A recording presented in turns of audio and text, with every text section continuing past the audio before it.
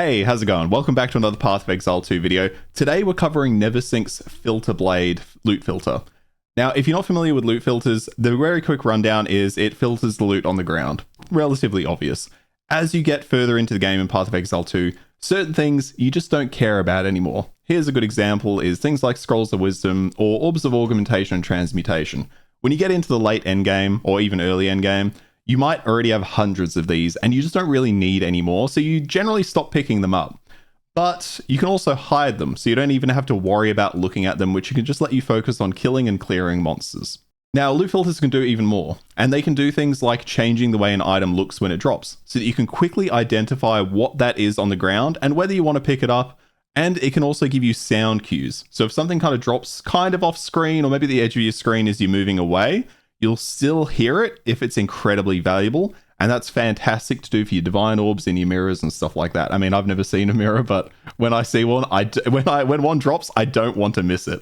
So let's quickly run through how to use this site. First of all, you'll want to log in here with your Path of Exile account.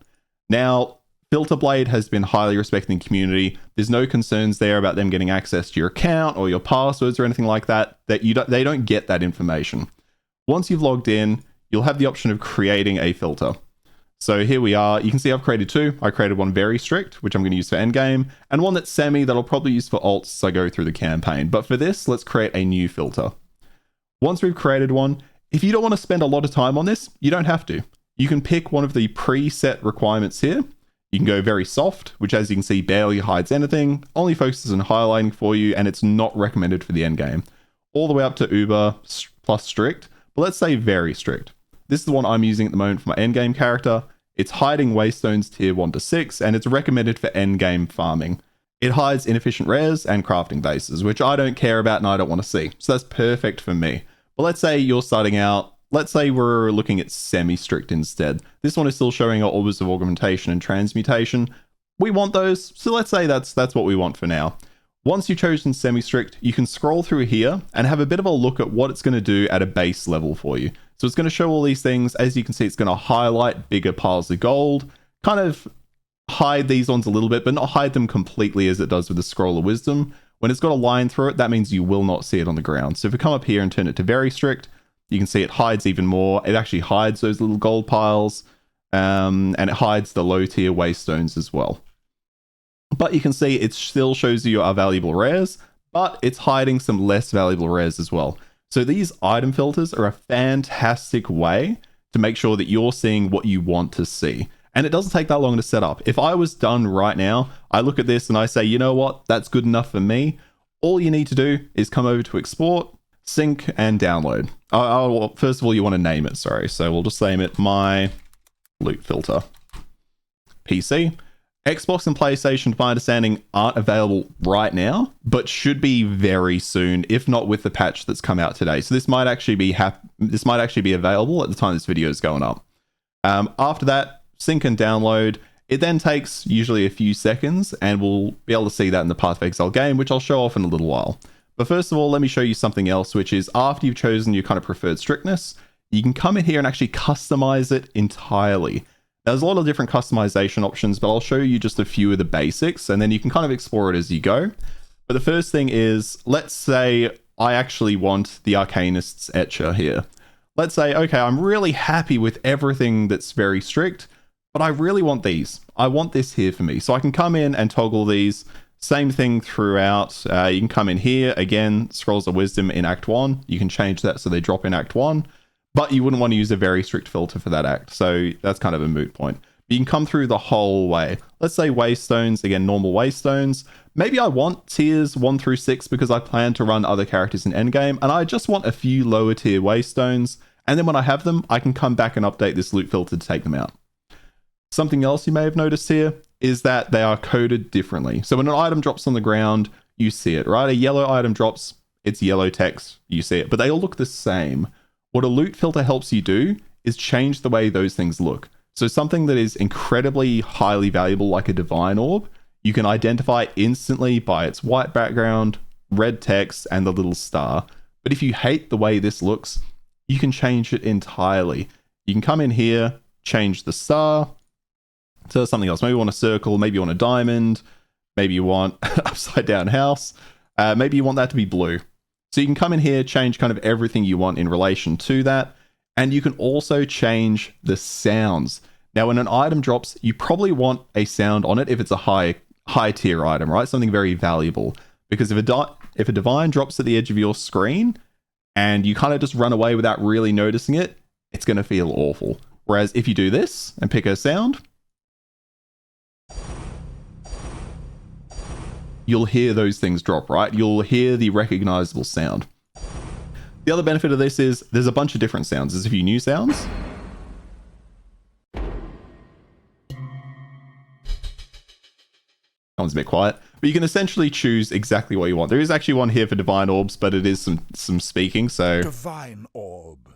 Such grace is seldom seen in this world of the damned. Now that's kind of funny. That's kind of funny. But for me, I'm very used to this sound. Sorry. That one. I'm used to that one, so that's what I'm going to keep. So anytime a mirror, divine, albino, roa feather, or perfect jewels orbs drops, I'm going to hear in the background, which is going to instantly tell me, holy shit, something good's dropped. I need to go get that. Or I'll see it on the ground, obviously, with this icon. Now, you can come through and customize all of this to your liking. It's fully customizable. For me, I'm happy with what NeverSink's put together. I'm really happy with it, so I'm not too worried. I'm just going to take what's there. But if you want to spend the time going through all of these and kind of changing what they look like, you absolutely can. And I love that freedom. Now, once you've finished customizing everything, you've got it sorted, or you've just done your basic overview, you can actually come in here to simulate what these things will look like. You do want to hit this little bell so you can hear the sounds as well. There it is. And you can just generate some basic loot. You can see there are a couple of drops. Another drop. Another drop. And again, that's that sound that is attached to the Artificer's Orb. Now, you can also generate some valuable loot. And you can hear there were all the different sound effects there that are attached to all these different things. So the Gem Cutter's Prism likely made a sound. The Greater's Jeweler's Orbs definitely made a sound. The Deadly Fate made a sound. There's a bunch of different sounds that came from those. Now, if you drop on all those, that's fantastic. But again, at a glance, you can see there's a rare in here that's been hidden because it's just not very good. It's not something you really want to see.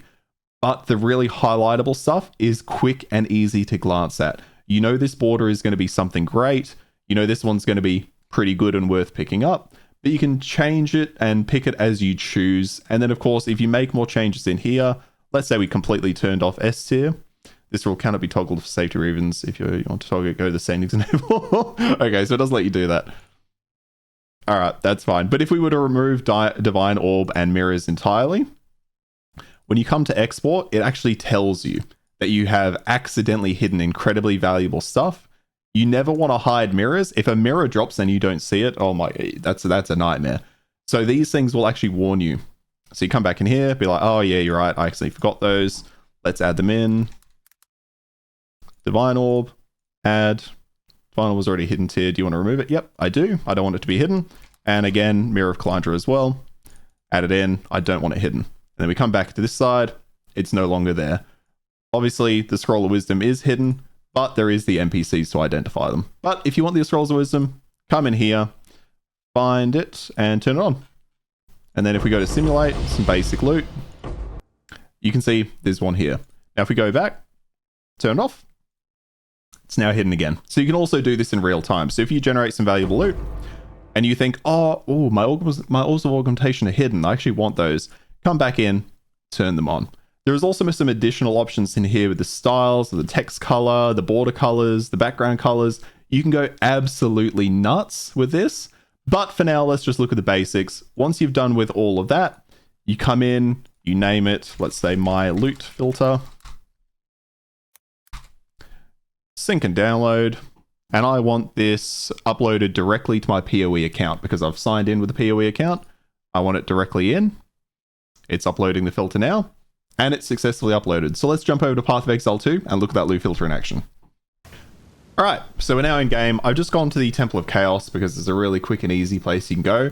Don't test this in your hideout because you cannot drop items on the ground in your hideout. You might accidentally delete them. So we're in here. Now, where's our loot filter? We go into our settings. We go into game. And right here, you can see my very strict loot filter is on. But there is the one we just created. Normally, you'll have to hit this. If you're not finding the loot filter here, just hit the refresh button. And you can see the My Loot filter we created a moment ago is right here. So let's quickly put that on and save. You can see on the side here, it's saying that it's been successfully updated. If that fails, you might need to go back and redo it. Now with that loot filter on, if we drop a bunch of loot on the floor,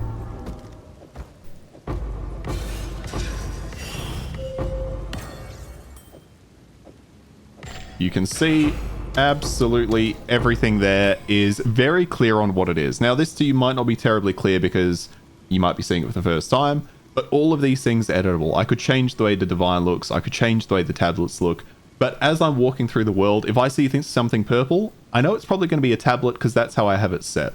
So I can grab those really quick. And as you're going, obviously with the Divine there as well, you can just pick things up. Now, some of these things are hidden because I didn't choose them in the loot filter. So if I hold Alt, you can now see it's a little bit small in there. Zooming in does not help. You can see there's a blue item, a magic item, and a scroll of wisdom that are being hidden by the loot filter, right? Those just don't pop up. Actually, there's another stoic scepter down here as well. So if you ever kill a boss, you get a bunch of stuff from it, and you think, oh, actually, let me just double check what else is there. You can always hold Alt, but realistically, you shouldn't be hiding things you want to find. Let's quickly pick these up. But again, you can also hear, right, imagine you're running through, killing a bunch of mobs, a Divine drops. That's a sound you're going to recognize, right? As opposed to just a Jeweler's Orb, you'll hear that sound. Now, you can always swap those sounds around because that Jeweler's Orb actually sounds a bit meatier. Maybe you want that heavier hit for that and less for the Divine. But when I hear that piercing sound, my brain just goes nuts. I love hearing that. And that basically covers all you need to know about the NeverSink loot filter.